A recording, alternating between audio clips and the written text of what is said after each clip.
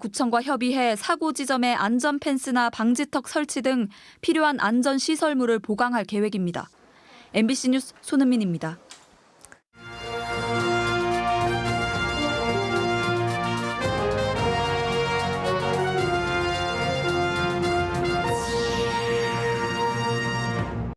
이상고온 등의 날씨 속에 대추 등 수확을 앞둔 농작물이 직격탄을 맞았습니다.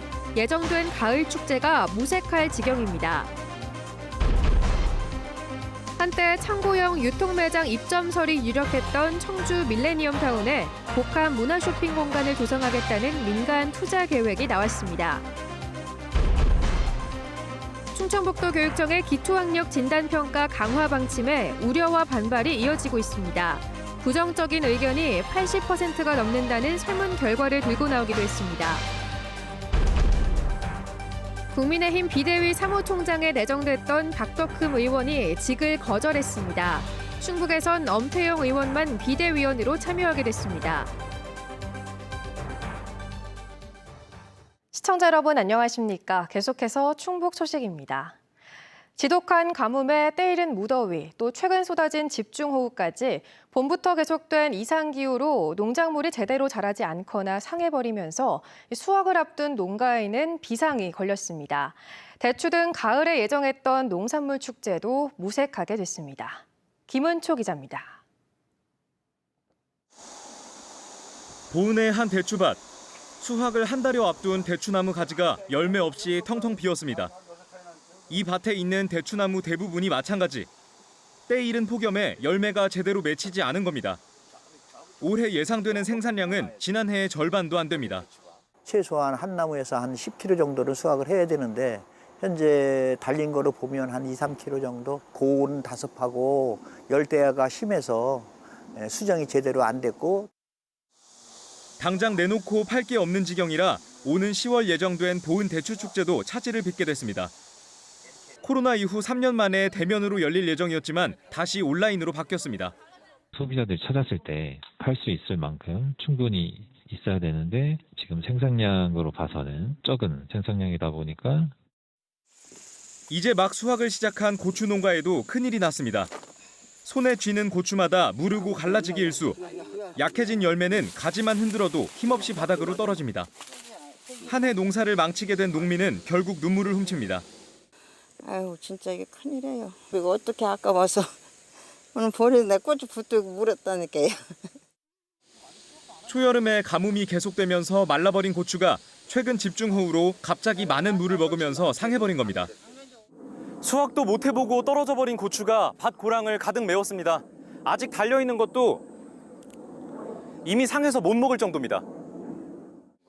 10개 중에서 3개 건지면 많이 건진 거예요.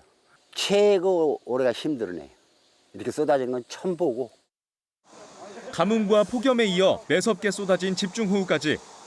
해가 갈수록 급변하는 이상기후 탓에 농민들은 당장 올해 수확도 문제지만 앞으로 농사지을 걱정에 막막하기만 합니다. MBC 뉴스 김은초입니다. 노잼 도시라는 청주에 복합 쇼핑 문화시설을 조성하겠다는 민간 투자 계획이 이어지고 있습니다. 대형 유통매장 입지로도 관심을 모았던 청주 밀레니엄타운의 활용 밑그림이 처음 그려지고 있습니다. 이채연 기자입니다. 10만 제곱미터 규모의 기반을 갖춘 청주 밀레니엄타운의 유통상업 용지. 한때 창고형 유통매장 입점설이 돌았던 이 땅을 반으로 나눠 한쪽은 실내 아쿠아와 동물원, 스포츠와 쇼핑몰을 갖춘 복합 쇼핑문화 공간으로, 남은 반쪽도 360도 가상현실 영상관과 메타버스형 미니어처 테마랜드를 소재로 한 문화공간으로 개발하겠다는 민간 투자 계획이 나왔습니다. 이들 두 기업의 투자 규모는 6천억 원 정도로 이르면 2026년 완공이 목표입니다.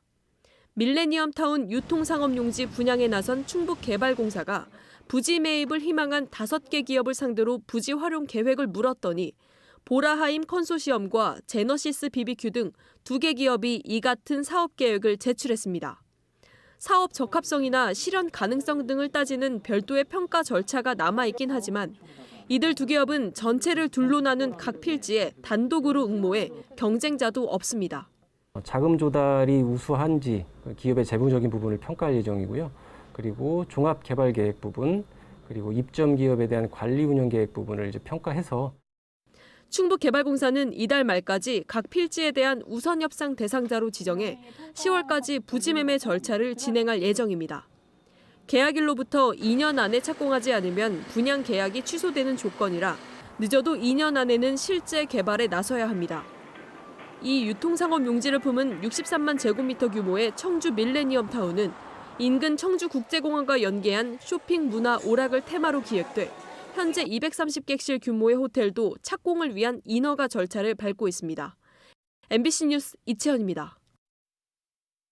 윤건영 교육감의 결제 1호 정책이죠. 기초학력 진단평가 개선에 대해 일선 교사들이 부정적으로 보고 있다는 설문조사 결과를 전교조가 공개했습니다. 학력 신장에도 별 도움이 안 되고 학교 서열화 등 부작용도 우려된다는 건데 교육청의 추진 입장은 여전히 확고합니다. 이병선 기자입니다. 구시대적 개선 방안 지금 당장 철회하라! 더 많은 학생에게 더 자주 시험을 보겠다는 윤건영 교육감의 대표 정책에 대해 부정적인 입장을 밝혀온 전교조가 이번엔 일선 교사들의 설문조사 결과를 공개했습니다. 도내 유초중고 특수학교 교사 519명이 온라인 설문조사에 참여했는데 에듀테크 시스템으로 진단평가를 일원화하고 지필평가 위주로 진행하겠다는 데 대해 교육적으로 바람직하지 않다는 응답이 85.3% 나왔습니다.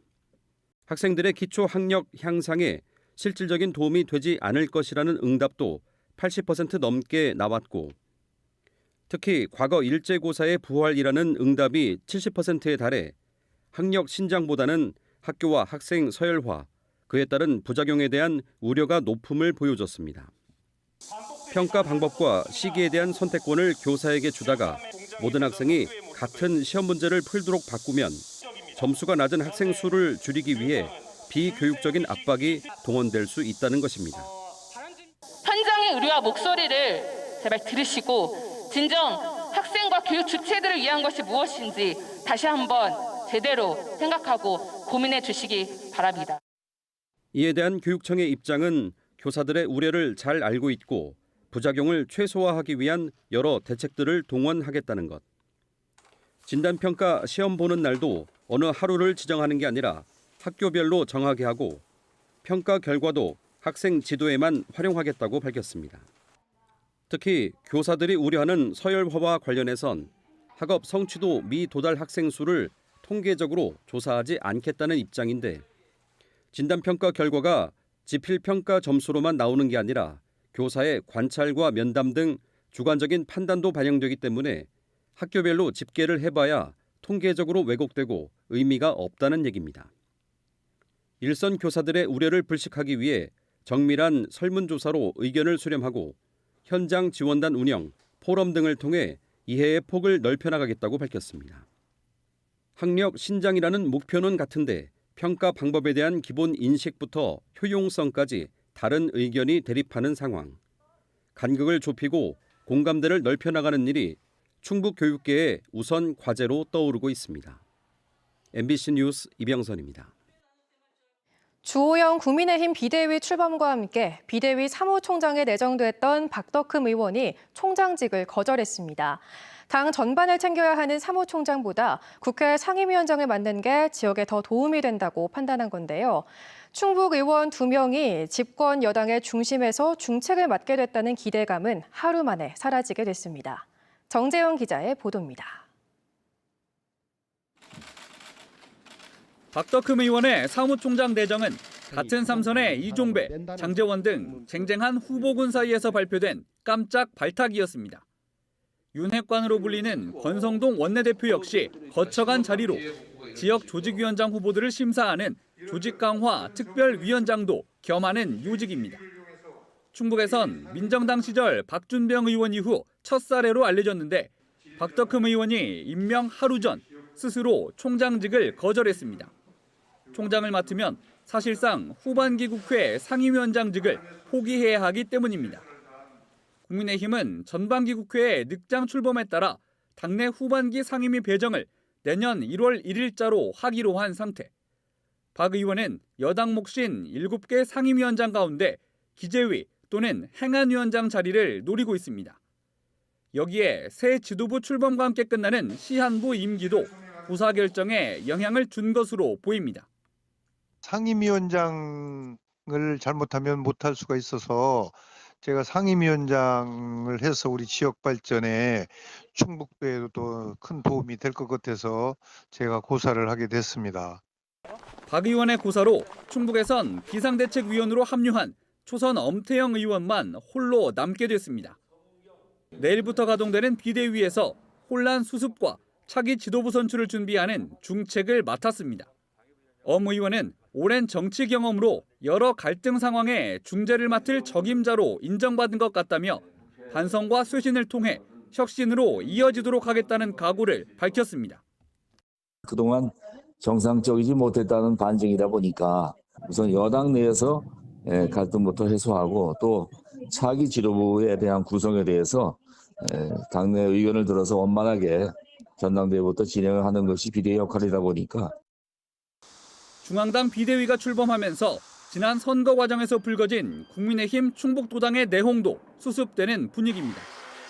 공석으로 남아있는 청주서원 조직위원장 인선은 비대위 가동과 함께 사무총장이 임명되면 해결될 것으로 보입니다. 경대수 충북도당 위원장은 전 위원장의 사당화 논란, 공천 갈등에 대해 알려진 것만큼 심각하지 않다며 곧 화합하는 모습을 보일 것이라고 말했습니다.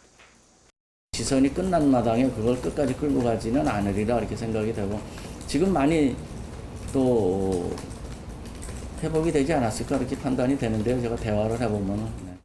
그러면서 4명의 현역 의원, 김영환 지사 등과 함께 대통령의 공약 이행을 이끌어 달라진 모습으로 내후년 총선을 준비하겠다고 덧붙였습니다. MBC 뉴스 정재영입니다. 경대수 국민의힘 충북도당 위원장이 청주상당 국회의원 재선거와 지방선거 과정에서 표출된 당내 갈등에 대해 회복되고 있고 곧 화합하는 모습을 보일 것이라고 말했습니다. 대통령 취임 100일에 맞춰 기자들을 만난 경 위원장은 겉으로 보여진 것만큼 갈등이 심각한 건 아니라며 지선도 끝났기 때문에 계속 끌고 가지 않으리라 생각하고 지금은 많이 회복되지 않았나 판단한다고 설명했습니다. 자신도 화합을 위해 노력하고 있다며 4명의 현역 의원 등과 함께 정부 여당이 신뢰받는 분위기를 만들 것이라고 덧붙였습니다. 오재세, 최현호 등 3명이 도전한 청주서원 조직위원장 인선에 대해서는 박덕흠 의원이 중앙당 사무총장에 취임해 조직 강화 특위를 꾸리면 심사가 재개된다고 밝혔습니다. 충북도 내 코로나19 하루 확진자가 5,000명대로 올라섰습니다.